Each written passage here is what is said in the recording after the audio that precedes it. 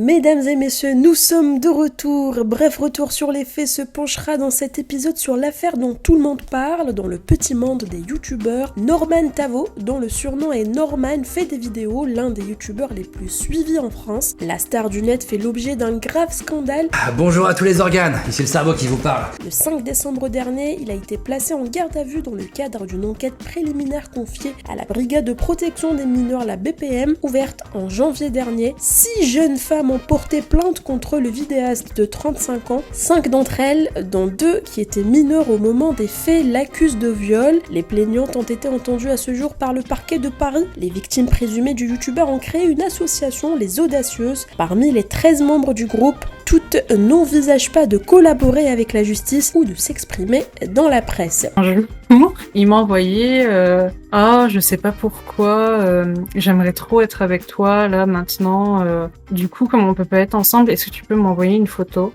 Et en fait, il m'en a envoyé une de lui où il était torse nu et il m'a envoyé c'est ce genre de photo là que je veux. Et à force d'insister, je lui ai envoyé d'ailleurs une photo où j'étais en soutif. Pas à l'aise avec mon corps. Il continuait quand même à me demander. Petit à petit, dans notre relation, c'était vraiment quelque chose c'était un conflit, quoi. Quand je lui disais non, la plupart du temps, des fois, il argumentait plus en mode, oh, mais c'est parce que t'es un bébé, ou ça veut dire que tu m'aimes pas spécialement. Je me souviens aussi dans la relation, moi, à l'époque, j'avais très peur des hommes. Et des plus ça en rapport avec les photos. Il savait que j'allais pas bien, que ce soit psychologiquement et aussi physiquement, j'étais pas à l'aise avec moi, quoi. Enfin, du coup, je m'aimais pas. Enfin, au bout d'un moment, j'arrêtais pas de lui dire que oui, j'étais plus attirée par les femmes que par les hommes, et il m'avait dit tout un long message comme quoi le fait que je sois ronde, le fait que je sois plus jeune que lui, le fait que j'ai des gros seins et que forcément je lui résiste, il aimait ça. Ok, donc là c'est vraiment chelou.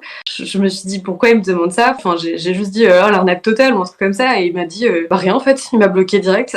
Il m'a bloqué immédiatement. Après, du coup, j'ai continué à parler avec lui, mais sur les autres réseaux, sans qu'il se rende même compte que c'était moi en fait. Même encore aujourd'hui, je l'ai encore en ami sur Facebook. Commandé un room service parce que du coup on n'avait pas dîné. C'est allé très vite quoi. On a dîné et puis il m'a direct dit viens on regarde un film. On s'est posé sur son lit. On a même pas choisi un film en fait. Puis il m'a direct embrassé. Norman a été libéré sans poursuite dès le lendemain. Il a nié les faits qui lui sont reprochés. Il a notamment évoqué la plainte déposée par une jeune femme de 16 ans qui l'accuse de l'avoir manipulée afin d'obtenir des photos et vidéos à caractère sexuel alors qu'elle était âgée de 16 ans. T'avais quel âge quand t'as commencé à discuter avec Norman? J'avais 16 ans quand j'ai commencé, puis lui, à ce moment-là, avait 30 ans. Donc, tout a commencé sur Snapchat en 2017. En octobre 2017, j'ai envoyé une photo de moi puis mon chat à Norman sur Snapchat. Puis, je suis allée me coucher. Le lendemain, j'ai eu une réponse de sa part qui m'avait dit genre « T'es trop mignonne, c'est une belle surprise au réveil d'avoir une photo de toi. » Puis, ça s'est comme enchaîné. On s'est parlé pendant 9 mois jusqu'en août 2018. Il savait mon âge, c'est une des premières choses qu'il m'avait demandé justement quand il essayait d'apprendre à me connaître. Dans les premières semaines, c'était plus... il voulait plus en savoir sur moi, savoir si j'étais... qu'est-ce que je faisais dans la vie, j'étais étudiante. Il me complimentait beaucoup, c'était comme du flirt, mais moins cru que ce qui allait venir après.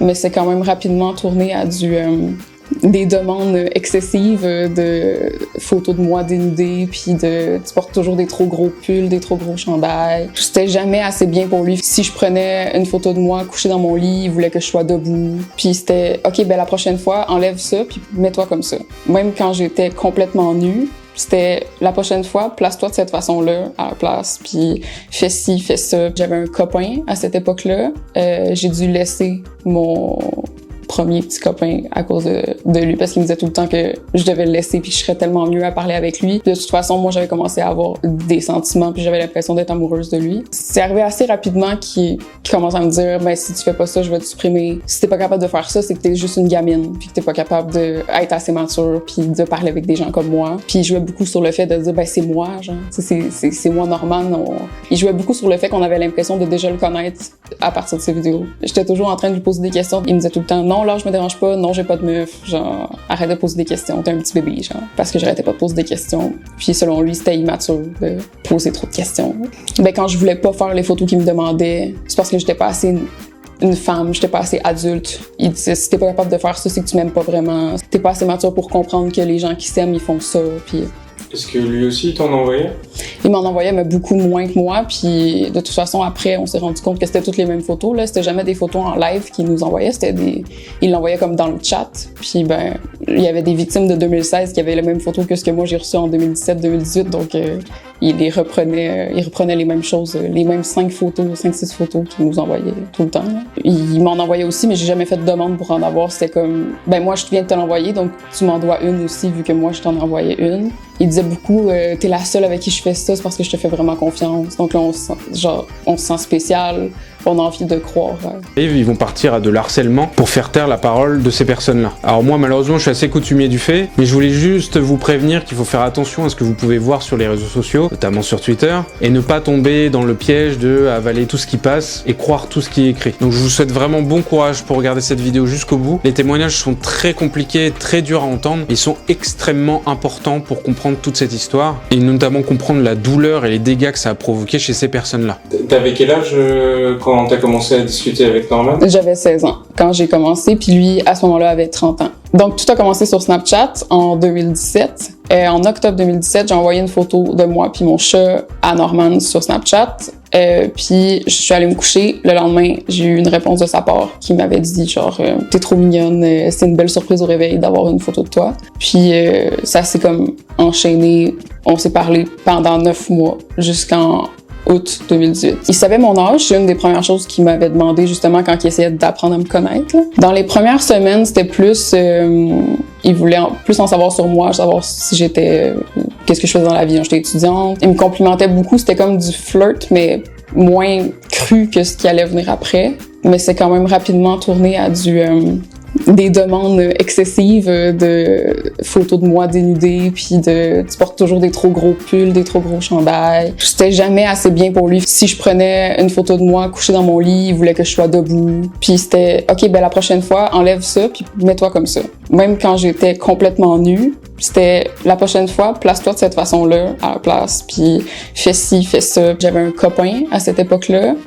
J'ai dû laisser mon premier petit copain à cause de lui, parce qu'il me disait tout le temps que je devais le laisser puis je serais tellement mieux à parler avec lui. De toute façon, moi, j'avais commencé à avoir des sentiments puis j'avais l'impression d'être amoureuse de lui. C'est arrivé assez rapidement qu'il commence à me dire, ben si tu fais pas ça, je vais te supprimer. Si t'es pas capable de faire ça, c'est que t'es juste une gamine puis que t'es pas capable d'être assez mature puis de parler avec des gens comme moi. Puis il jouait beaucoup sur le fait de dire, ben c'est moi, genre, c'est moi Norman.